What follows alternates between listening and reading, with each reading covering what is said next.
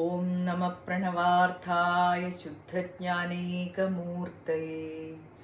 നിർമ്മലായ പ്രശാന്തായ ദക്ഷിണാമൂർത്തയേ നമ.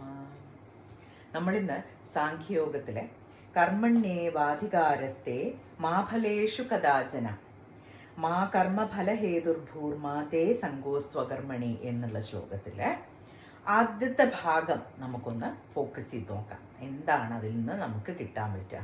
നമ്മുടെ ജീവിതത്തിൽ പ്രാവർത്തികമാക്കാൻ പറ്റുന്ന ജ്ഞാനത്തിൻ്റെ മുത്തുകൾ ഏതൊക്കെയാണ് നമ്മൾ തപ്പിപ്പിടിക്കലാണ് നമ്മുടെ ഈ ഗീതായജ്ഞത്തിൻ്റെ ഒരു ഉദ്ദേശം. അപ്പോൾ കർമ്മണ്യേവാ അധികാരഹം, അർജുന നിനക്ക് കർമ്മത്തിൽ മാത്രമേ അധികാരമുള്ളൂ എന്ന് പറഞ്ഞു. അപ്പം അർജുനൻ എവിടെയാണ് നിൽക്കുന്നത്? അർജുനൻ ശരീരമൊക്കെ വിറച്ച് ഈ ബന്ധുക്കളോടൊക്കെ യുദ്ധം ചെയ്യണമെന്നുള്ള ചിന്ത കൊണ്ട് തന്നെ ശരീരമൊക്കെ വിറച്ച് മനസ്സ് വളരെയധികം ക്ഷീണിച്ച്, ശരീരം ക്ഷീണിച്ച്, മനസ്സ് ക്ഷീണിക്കുമ്പോൾ ശരീരവും ക്ഷീണിക്കുമല്ലോ. അപ്പം അങ്ങനെ ക്ഷീണിച്ചിരിക്കുന്ന ഒരവസ്ഥയിലാണ് അർജുനനുള്ളത്. അപ്പോൾ ഒരവസ്ഥ പറഞ്ഞാൽ ഒരു സ്റ്റക്കായിട്ടുള്ള ഒരു സ്റ്റക്കായിട്ടുള്ള ഒരു അവസ്ഥ, ഒരു മരവിപ്പിൻ്റെ ഒരവസ്ഥ, സ്തംഭനത്തിലുള്ള ഒരവസ്ഥ. അതിന് മുകളിലേക്ക് പോകാൻ പറ്റുന്നില്ല അർജുനന്. ഈ ഒരു അവസ്ഥയിലാണ് ഭഗവാൻ പറഞ്ഞു കൊടുക്കുന്നത്, അർജുന നിനക്ക് കർമ്മത്തിൽ മാത്രമേ അധികാരമുള്ളൂ എന്ന്. അപ്പം എന്തിനാണ് ഈ യുദ്ധം നടക്കുന്നത്? ഈ പാണ്ഡവന്മാർക്ക് താമസിക്കാനൊരു സ്ഥലം പോലും കൊടുക്കില്ല എന്നുള്ള വാശിയുമായിട്ട് ദുര്യോധനൻ ഇരിക്കുമ്പോഴാണ്, അവകാശപ്പെട്ട കാര്യങ്ങൾ അല്ലേ, അത് കൊടുക്കില്ല എന്നുള്ള വാശിയുമായിട്ട് ദുര്യോധനൻ ഇരിക്കുമ്പോഴാണ് സമാധാനത്തിൻ്റെ ദൂത് പല പ്രാവശ്യം ഭഗവാൻ കൊണ്ടുപോയി, അതൊന്നും ഏറ്റില്ല. അങ്ങനെ സാഹചര്യങ്ങൾ യുദ്ധത്തിലേക്ക് എത്തിക്കുകയാണ് ചെയ്യുന്നത്. അപ്പോൾ അവിടെ എത്തി. അപ്പോൾ എന്തിനു വേണ്ടിയാണ് ചെയ്യുന്നത്? മനസ്സമാധാനത്തിന് ആയിട്ട് ജീവിക്കാനുള്ള ഒരു സാഹചര്യം സൃഷ്ടിക്കുക എന്നുള്ളതാണ് ഭഗവാൻ ഇവിടെ ശ്രമിച്ചുകൊണ്ടിരിക്കുന്നത്. ഇനി ഇതേ സാധനം നമുക്ക് നമ്മുടെ ജീവിതത്തിലേക്ക് കൊണ്ടുവരാം. നമ്മുടെ ജീവിതത്തിൽ മനസ്സമാധാനം ത്തോടെ ജീവിക്കാനുള്ള ഒരു സാഹചര്യം സൃഷ്ടിക്കുക എന്നുള്ളതിലേക്കുള്ള അതിലേക്ക് വേണ്ടി നമ്മൾ ചെയ്യുന്ന നമ്മുടെ ചിന്തകളും നമ്മുടെ പ്രവൃത്തികളും ആണ് കർമ്മം എന്നുള്ളത് നമുക്ക് ആയിട്ടെടുക്കാൻ പറ്റും. ഇനി കർമ്മത്തിൽ മാത്രമേ അധികാരമുള്ളൂ എന്ന് പറഞ്ഞു. ഇനി നമുക്ക് ഈ ഒരു ശാന്തി, നമ്മുടെ മനസ്സിൻ്റെ ശാന്തിയാണ് ജീവിതത്തിൽ സുഖം ഉണ്ടാക്കുന്നതെന്ന് ഭഗവാൻ പറഞ്ഞു തന്നു. അങ്ങനെ ഈ ശാന്തി നമുക്ക് കീപ്പ് ചെയ്യാൻ, ഈ ശാന്തി ഇല്ലെങ്കിൽ അത് ഉണ്ടാക്കിയെടുക്കാൻ എങ്ങനെയാണ് അതിലേക്ക് എത്തുക എന്നുള്ളത്, കർമ്മത്തിൽ മാത്രമേ നിനക്ക് അധികാരമുള്ളൂ. കർമ്മഫലം തരുന്നത്, കർമ്മഫലം ഉണ്ടാവുന്നത് അതിൽ നമുക്ക് യാതൊരു തരത്തിലുള്ള ഗ്യാരണ്ടിയും ഇല്ല. അപ്പം നമുക്കൊരു കുറച്ച് വിത്തുകൾ വിതയ്ക്കാം. അത് പ്രകൃതി അനുകൂലമാണെങ്കിൽ നമുക്ക് അതിൽ നിന്ന് നല്ല വിളവ് കിട്ടും. അനുകൂലം അല്ലെങ്കിൽ വളരെ പ്രതികൂലമായിട്ടുള്ള ഫലവും കിട്ടും. നമുക്ക് പറയാൻ പറ്റും പ്രകൃതി അനുകൂലമാവുന്ന ഇല്ല. അത് ഏതൊക്കെ കാര്യങ്ങളാണ് അതിനെ ബാധിക്കുന്നത്, അതിലേക്കൊന്നും ഇപ്പോൾ പോയിട്ടൊരു കാര്യമില്ല.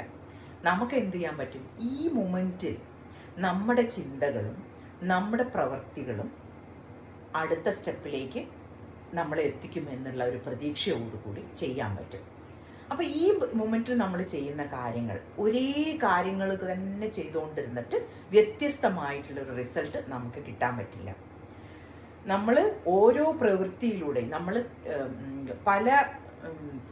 നമ്മുടെ വളർച്ചയ്ക്ക് അനുകൂലമല്ലാത്ത പലതരത്തിലുള്ള കാര്യങ്ങളും നമ്മൾ ടോളറേറ്റ് ചെയ്തുകൊണ്ടിരിക്കുന്നു. ഇഷ്ടമില്ലാത്ത പല കാര്യങ്ങളും നമ്മൾ യെസ് എന്ന് പറയുന്നു. അത് നോന്ന് ആയിരിക്കും ഉള്ളിന്ന് വിളിച്ചു പറയുന്നുണ്ടാവും നോ എന്ന് പറയാൻ.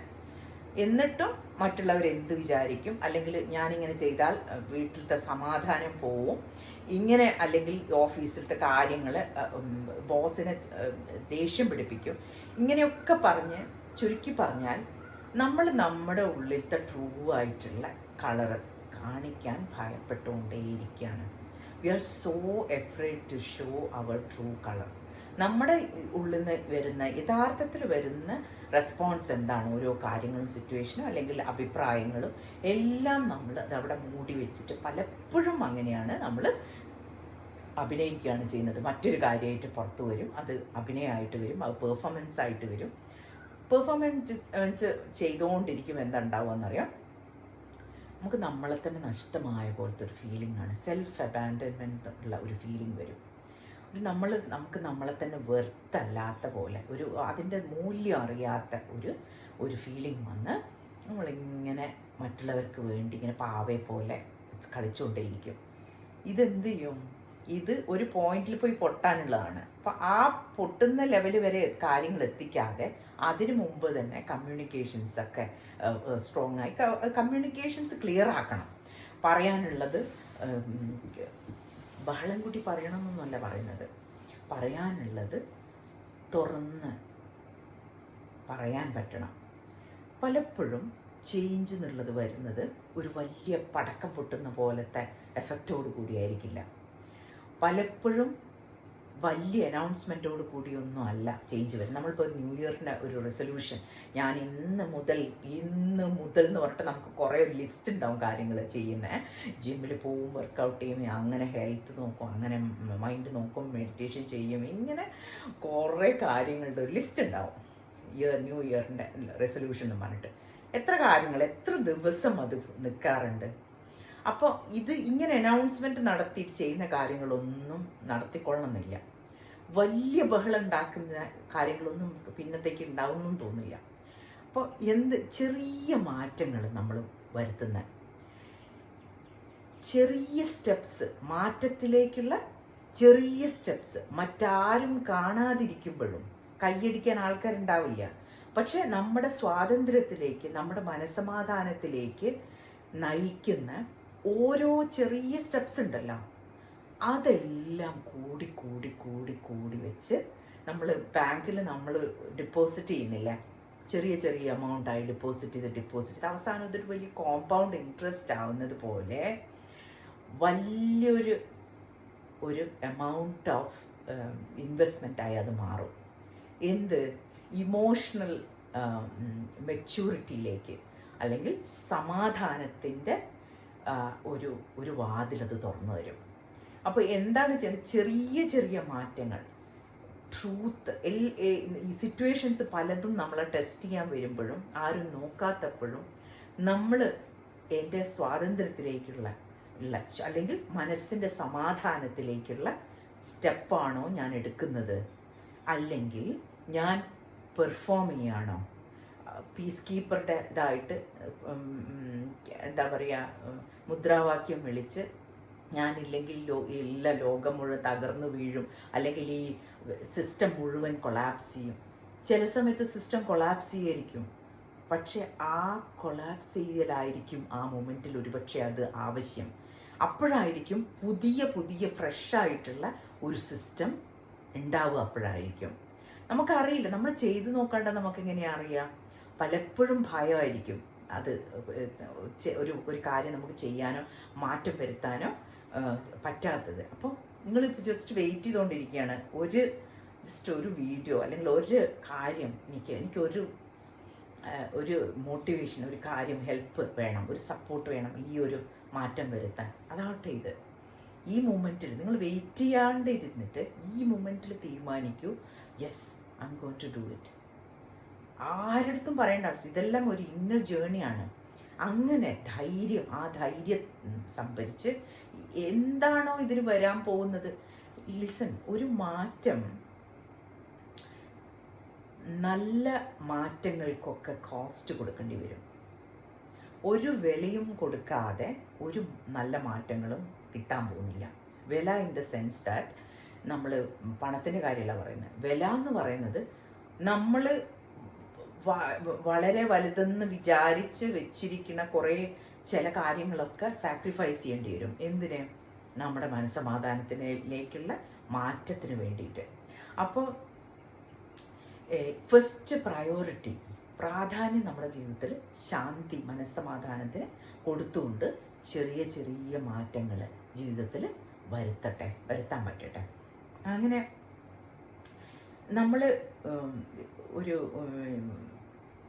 കംഫർട്ട് എന്ന് പറയുന്ന ഒരു സാധനം, ഈ ഒരു കംഫർട്ട് ലെവലിൽ എല്ലാം ബ്രെയിനിന് എന്താ വേണ്ടത്, നമ്മുടെ ഈ മനസ്സിന് ഫെമിലിയാരിറ്റി വേണം. ഒരു കാര്യം എല്ലാം ഫെമിലിയർ ആയിട്ടുള്ളത് മാത്രമേ അത് അപ്രൂവ് ചെയ്യുള്ളൂ. ഇല്ലെങ്കിൽ മൈൻഡ് എന്ത് ചെയ്യും? മൈൻഡ് സ്ട്രഗിൾ ചെയ്യാൻ തുടങ്ങും. അത് പല ഭയപ്പെടുത്തുന്ന ചിന്തകളും കൊണ്ടുവരാൻ തുടങ്ങും ഫെമിലിയർ അല്ലെങ്കിൽ. അപ്പോൾ നമ്മളൊരു മാറ്റം വേണമെന്ന് തീരുമാനിച്ച് നമ്മളൊരു സ്റ്റെപ്പ് എടുക്കുമ്പോൾ പലതും അൺഫെമിലിയർ ആയിട്ട് വരും. പലതും നമുക്ക് പ്രെഡിക്റ്റ് ചെയ്യാൻ പറ്റാത്ത പല കാര്യങ്ങളും വരും. അപ്പം മൈൻഡ് കളിക്കാൻ തുടങ്ങും. ഇല്ല, ഇതല്ലേ പറഞ്ഞത് നിൻ്റെ അടുത്ത്, അങ്ങനെ തന്നെ അങ്ങ് നിന്നാൽ പോരായിരുന്നോ? സഹിച്ച് നമ്മുടെ വെളിച്ചം അടച്ചു വെച്ച് നമ്മൾ സന്തോഷം സാക്രിഫൈസ് ചെയ്ത് അങ്ങനെ അങ്ങ് ജീവിച്ചാൽ പോരായിരുന്നോ? അപ്പോൾ പിന്നെ ഈ അസൗകര്യങ്ങൾ വരില്ലല്ലോ എന്നുള്ളത് മനസ്സ് പറഞ്ഞുകൊണ്ടേയിരിക്കും. അപ്പോൾ ഈ humans are wired for comfort. ആ കംഫർട്ടിലേക്കുള്ള ഒരു ബ്രെയിനെല്ലാം എന്താണോ കംഫർട്ടബിൾ ആയിട്ടുള്ള, അല്ലെങ്കിൽ എന്താണോ ഫെമിലിയർ ആയിട്ടുള്ള, ഈ രണ്ട് കാര്യങ്ങൾക്ക് അനുസരിച്ചിട്ടാണ് നമ്മളെ മുന്നോട്ട് കൊണ്ടുപോയിക്കൊണ്ടിരിക്കുന്നത്. അപ്പോൾ ഇതാണ് ഓട്ടോ പൈലറ്റ് എന്ന് പറയുന്ന സാധനം. ഇത് കലക്റ്റീവായിട്ടുള്ള സാധനമാണ്, നമ്മൾ ഇൻഡിവിജ്വലായിട്ട് ഒരാൾക്ക് മാത്രമല്ല. ഇങ്ങനെയാണ് എൻറ്റയർ റേസിനെ മുന്നോട്ട് കൊണ്ടുപോയിക്കൊണ്ടിരിക്കുന്നത്. അപ്പോൾ ഒരു സെക്കൻഡ് നമ്മൾ നിർത്തിയിട്ട്, സൊസൈറ്റി ഫോം ചെയ്തിരിക്കുന്നത് എല്ലാവരും ഒരു കൺട്രോൾഡ് ആയിട്ടുള്ള ഒരു ഗ്രൂപ്പ് ഓഫ് ആളുകൾ വേണം, എന്നാലേ സിസ്റ്റം മുന്നോട്ട് പോകുള്ളൂ. അതിനാണ് സൊസൈറ്റിയിലുള്ള എല്ലാ നിയമങ്ങളും കാര്യങ്ങളും സെറ്റ് ചെയ്ത് വെച്ചിരിക്കുന്നത്. അത് ഇൻഡിവിജ്വൽ ഗ്രോത്തിന് വേണ്ടിയിട്ടുള്ളതല്ല. മനസ്സിലാക്കുക ഇത് ക്ലിയർ ആയിട്ട്. ഞാനെല്ലാം ചെയ്യുന്നുണ്ടല്ലോ, ഞാൻ എല്ലാ നിയമങ്ങളും അനുസരിച്ച് എല്ലാ കാര്യങ്ങളും ഇവർ പഠിപ്പിച്ചു തന്ന പോലെ ചെയ്തിട്ടും എന്തുകൊണ്ടാണ് എനിക്ക് ഒരു ശാന്തി സമാധാനത്തിലേക്ക് എത്താൻ പറ്റാത്തത്, സന്തോഷത്തിലേക്ക് എത്താൻ പറ്റാത്തത് ചോദിച്ചു കഴിഞ്ഞാൽ, ഇതൊന്നും സൊസൈറ്റിയോ അല്ലെങ്കിൽ നമ്മളെ പഠിപ്പിച്ച സ്കൂളുകളിൽ പഠിപ്പിക്കുന്ന കാര്യങ്ങളോ, ഇതെല്ലാം ഈ ഗ്രൂപ്പ് ഒരു നല്ല ഹാർഡ് വർക്കിംഗ് ആയിട്ടുള്ള കുറച്ച് ആളുകളെ, ഇൻഡിവിജ്വൽസിനെ ട്രെയിൻ ചെയ്തെടുക്കലാണ് ശരിക്കും പറഞ്ഞാൽ സ്കൂളിലൊക്കെ ചെയ്യുന്നത്, അല്ലേ? വർക്കേഴ്സിനെ ബെല്ലടിക്കും, ആ കൃത്യസമയത്തിന് എല്ലാവരും കൂടെ വരുന്നു, ഇരിക്കുന്നു. അവർക്ക് ചിലപ്പോൾ എണീറ്റ് നടക്കണം എന്ന് തോന്നുന്നുണ്ടാവും, അതൊന്നും സമ്മതിക്കില്ല, അതൊന്നും അനുവദനീയമല്ല. അപ്പോൾ അതെന്തിനു വേണ്ടിയിട്ടായി ട്രെയിൻ ചെയ്തുകൊണ്ടിരിക്കുന്നത്? ഈ 4 ചെറിയൊരു ക്യൂബിൻ്റെ ഉള്ളിൽ ഇരുന്നിട്ട് കമ്പ്യൂട്ടറിൽ ടൈപ്പ് ചെയ്ത് അല്ലെങ്കിൽ വേറെ എന്തെങ്കിലും ഫാക്ടറി വർക്ക് ചെയ്യാനൊക്കെയുള്ള അങ്ങനെയുള്ളൊരു കുറച്ച് ഇൻഡിവിജ്വൽസിനെ ട്രെയിൻ ചെയ്തെടുക്കുകയാണ് നമ്മുടെ സ്കൂൾ സിസ്റ്റം ഒക്കെ, എഡ്യൂക്കേഷണൽ സിസ്റ്റം ഒക്കെ ചെയ്യുന്നത്. അപ്പം ഇതൊന്നും ഇൻഡിവിജ്വൽ ഗ്രോത്തിന് വേണ്ടി ആരും എങ്ങനെ മനസ്സമാധാനം ഉണ്ടാക്കാം, ശാന്തിയിലേക്ക് എങ്ങനെ പോവാം, എങ്ങനെ ഒരു ലൈഫ് ഫുൾഫിൽഡ് ആയിട്ടുള്ള ഒരു ലൈഫ് എങ്ങനെ ഉണ്ടാക്കാം, തൃപ്തിയോടുകൂടി സന്തോഷത്തോടുകൂടി സ്വാതന്ത്ര്യത്തോടു കൂടിയുള്ള ഒരു ജീവിതം, അതൊന്നും എവിടെയും നമ്മൾ പഠിക്കുന്നില്ല. ഇതാണ് നമ്പർ 1 പ്രോബ്ലം നമ്മളുടെ. ആരും പറഞ്ഞിരുന്നില്ല. നമ്മുടെ അച്ഛനമ്മമാർ എന്താണ് അവർ കുട്ടികളെ പഠിപ്പിച്ചുകൊണ്ടിരിക്കുന്നത്? ഞാനൊരു അധ്യാപികയും കൂടിയായിട്ട് ജോലി ചെയ്താണ്, അതുകൊണ്ട് എനിക്കറിയാം എന്താണ് നമ്മൾ കുട്ടികളെ പഠിപ്പിക്കുന്നതും കുട്ടികളുടെ നിന്ന് എക്സ്പെക്റ്റ് ചെയ്യുന്നത് എന്താണ്. ഒരു ഭയം കൊടുത്തുകൊണ്ട് ഭയപ്പെടുത്തി നമുക്ക് അങ്ങനെ ചെയ്തില്ല, ഇങ്ങനെ ചെയ്തില്ല, അങ്ങനെ ചെയ്തില്ല, ഇതുണ്ടാവും, അത് ചെയ്തില്ല, ഇതല്ലാണ്ട് അവരെ റിവാർഡ് ചെയ്തും കൊണ്ട്, അവരുടെ കഴിവുകളെ തിരിച്ചറിഞ്ഞുകൊണ്ട്, അവരുടെ ഇൻട്രസ്റ്റുകളെ തിരിച്ചറിഞ്ഞുകൊണ്ട്, ഇൻഡിവിജ്വലായിട്ട് അവർക്ക് എന്താ വേണ്ടതെന്ന് അറിഞ്ഞുകൊണ്ട് മാതാപിതാക്കളോ അധ്യാപകന്മാരോ ഈ സിസ്റ്റം അങ്ങനെയല്ല ഡിസൈൻ ചെയ്തിരിക്കുന്നത്.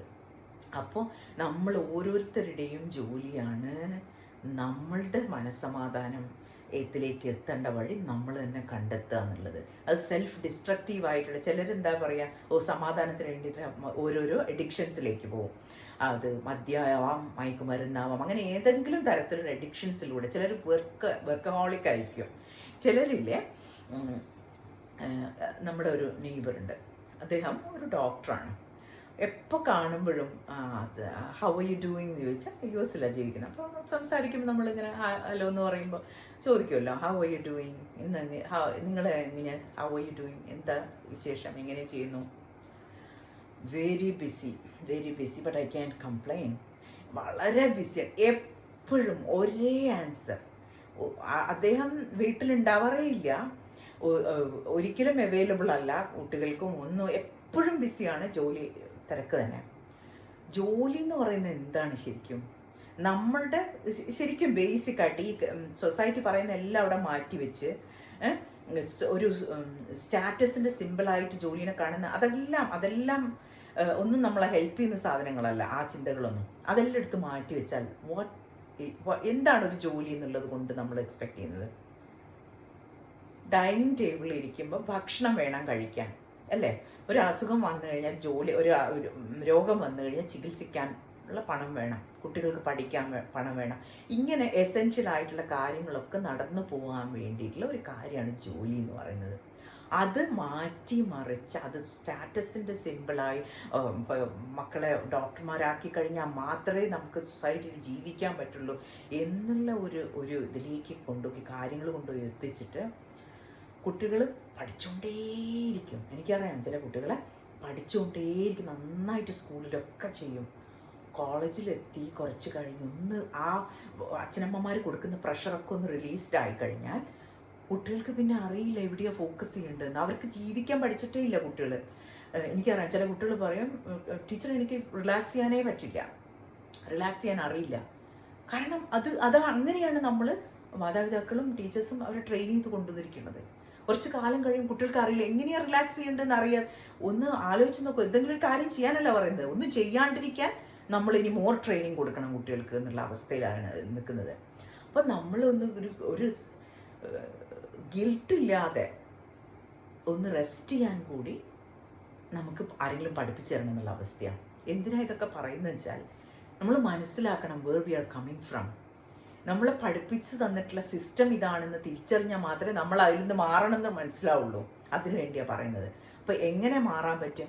ഇതിനു വേണ്ടിയാണ് ഭഗവാൻ ഗീതയിലൂടെ പല പല പല ജ്ഞാനത്തിൻ്റെ മുത്തുകൾ നമുക്ക് തന്നിട്ട് നമ്മളോട് പറയാണ്, ഇതാ ഈ തോണിയിൽ കയറിയിട്ട് വന്നോളൂ, ഈ സംസാര സാഗരം കടക്കാൻ ഇത് മതി എന്ന് പറഞ്ഞ് ജ്ഞാനത്തിൻ്റെ ഓരോ കുഞ്ഞു കുഞ്ഞു തോണികൾ നമുക്കിങ്ങനെ തരുകയാണ്. എന്നിട്ട് അതിൽ കയറിയിരുന്ന് നമ്മൾ തുഴഞ്ഞാൽ മതി. അപ്പോൾ തുഴയാനുള്ള ഒരു തോണിയാണ് ഇന്നത്തെ തോണി എന്ന് പറയുന്നത്. ഈ മാറ്റങ്ങൾ വരുത്താൻ, മാറ്റങ്ങൾ എന്ന് പറയുമ്പോൾ ഒരിക്കലും അത് കംഫർട്ടബിൾ ആവില്ല. പക്ഷെ അങ്ങനെയാണ് അതിൻ്റെ ശരിയായ രീതി അതാണ്. കുറച്ച് കാലം ഉണ്ടാവും ഒരു ഡിസ്കംഫർട്ട്, അത് സഹിക്കാനുള്ള ശക്തി, ആ ധൈര്യം. ധീരാഹ, ഭഗവാൻ പല സ്ഥലങ്ങളിലും പറയുന്നുണ്ട്, ധീരന്മാരായിരിക്കണം, മുമുക്ഷുക്കൾ ധീരന്മാരായിരിക്കണം. ആ ധൈര്യം നമുക്ക് എവിടുന്ന് കിട്ടും? ഭഗവാൻ നോക്കിക്കോളും. എൻ്റെ ലക്ഷ്യം ഉറപ്പിച്ച്, ലക്ഷ്യം ഭഗവാനിലെത്തുക എന്നുള്ളതാണ് ലക്ഷ്യം. അതിന് മനഃശാന്തി വേണം. മനഃശാന്തിയിലേക്ക് വേണ്ട മാറ്റങ്ങൾ ഞാൻ വരുത്താൻ പോവാണ്. അതിലേക്കുള്ള മാറ്റങ്ങൾക്ക് വേണ്ടി ഭഗവാനോട് പ്രാർത്ഥിക്കുന്നു. ഇങ്ങനെ ഒരു മനസ്ഥിതി, അങ്ങനെ ഭഗവതർപ്പണമായിട്ട് കർമ്മങ്ങളെല്ലാം ചെയ്യുക. ചില കാര്യങ്ങൾ നമുക്ക് മാറ്റാൻ പറ്റാത്തതുണ്ടാവും, അത് എങ്ങനെ അതുമായിട്ട് ടോട്ടലി ആക്സെപ്റ്റ് ചെയ്ത് മനസ്സിന് ശാന്തി, അതിലൂടെ തന്നെ നിന്നുകൊണ്ട് തന്നെ എങ്ങനെ ശാന്തി ഉണ്ടാക്കാൻ പറ്റും, ഇതും നമ്മളെ ഭഗവാൻ തന്നെ പഠിപ്പിച്ചു തരും. അപ്പോൾ ഇതിനൊക്കെ നമ്മളുടെ സന്തത സഹചാരിയായിട്ട് ഭഗവത്ഗീത കൊണ്ട് നടന്നു കഴിഞ്ഞാൽ നമുക്ക് ഗാന്ധിജിയൊക്കെ സ്വാതന്ത്ര്യം നേടാനുള്ള ആ ഒരു യാത്രയിൽ എത്രമാത്രം ഭഗവത്ഗീത സഹായിച്ചു എന്നുള്ളത് നമുക്ക് കാണാൻ പറ്റും, ചരിത്രം തന്നെ എടുത്തു നോക്കിക്കഴിഞ്ഞാൽ. അപ്പോൾ ഈ സ്വാതന്ത്ര്യ സമരം എന്ന് പറയുന്നത് നമ്മുടെ ജീവിതത്തിൽ എല്ലാ ദിവസവും നടന്നുകൊണ്ടിരിക്കുകയാണ്. ഓരോരോ അവസ്ഥകളിൽ നിന്ന്, ഓരോരോ സിറ്റുവേഷൻസിൽ നിന്ന്, ഓരോ ചാലഞ്ചസും നമ്മുടെ സ്വാതന്ത്ര്യ സമരമാണ്. അപ്പോൾ ആ സ്വാതന്ത്ര്യ സമരത്തിൽ ഈ ഗീത നമ്മുടെ വഴികാട്ടിയായി നമ്മുടെ കൂടെ തന്നെ ഉണ്ട്. ഭഗവാൻ എങ്ങോട്ടും പോയിട്ടില്ല, ദൂരത്തൊന്നും. ഇവിടെ തന്നെ ഉണ്ട് ഗീതയായിട്ട്, ഗീതയിലെ ജ്ഞാനമായിട്ട് നമ്മളുടെ കൂടെ ഭഗവാൻ കൂടെ തന്നെ ഉണ്ട്. അതറിയണമെങ്കിൽ എന്ന് നമ്മൾ സമർപ്പിക്കാം, ഭഗവാൻ ടോട്ടലി സമർപ്പിക്കൂ. ഭഗവാനെ സമർപ്പിച്ച് ഭഗവാൻ നോക്കിക്കോളും എന്നുള്ളത് ആ ഒരു ധൈര്യം കൂടെ തന്നെ ഉണ്ടാവണം. അത് എത്രയോ ആളുകൾ, നമ്മുടെ പൂർവികന്മാർ, ആചാര്യന്മാർ നമുക്ക് പഠിപ്പിച്ചു തന്നു ഈ ഗീതയുടെ പ്രാധാന്യം എന്താണ്. അതുകൊണ്ടല്ലേ എത്ര വർഷം, 5000 വർഷങ്ങൾക്ക് മുമ്പ് ഉണ്ടായ ഒരു കോൺവെർസേഷനാണ് നമ്മൾ ഇന്നും പാടിക്കൊണ്ട് നടക്കുന്നത്. അത് ഒരിക്കലും പഴയതാവുന്നില്ല, എന്നും പുതിയതാണ്. ഇന്ന് നമ്മൾ അനുഭവിക്കുന്ന ഓരോ കുരുക്ഷേത്ര യുദ്ധങ്ങളും ഇല്ലേ നമ്മുടെയൊക്കെ ജീവിതത്തിൽ ഉണ്ടാവുന്നുണ്ട്. അപ്പോൾ നമ്മൾ അർജുനനാവുന്നു, നമ്മൾ ഒരു നല്ല ജ്ഞാനം വേണം, മാറ്റം വേണം എന്ന് പുരോഗതിയിലേക്ക് പോകാൻ റെഡിയായി നിൽക്കുന്ന അർജുനനായിട്ട് നമുക്ക് മാറാൻ പറ്റണം. അപ്പോഴേ ഭഗവാന് നമ്മളെ സഹായിക്കാൻ പറ്റുള്ളൂ. അപ്പം അതിനെല്ലാവർക്കും സാധിക്കട്ടെ. ഓം ബ്രഹ്മാർപ്പണം ബ്രഹ്മഹവിർബ്രഹ്മാഗ്നൗ ബ്രഹ്മണാഹുതം ബ്രഹ്മൈവ തേന ഗന്തവ്യം ബ്രഹ്മകർമ്മ സമാധിനാ. ഓം ശാന്തി ശാന്തി ശാന്തി.